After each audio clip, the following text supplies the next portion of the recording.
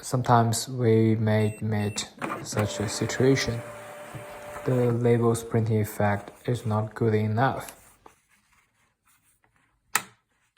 And in this case, we need to open the cover and check and clean the printing head. And we can see there's a residue on the printing head, which block the printing head. So we need to wipe the printing head with a cotton swab dipped in alcohol. And we strongly recommend to use this kind of glasses wiper to clean the printing head regularly.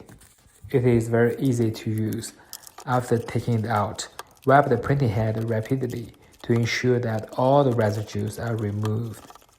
Okay, after we reconfirm that there's no residues on the printing head, we can print the test page to check the printing effect.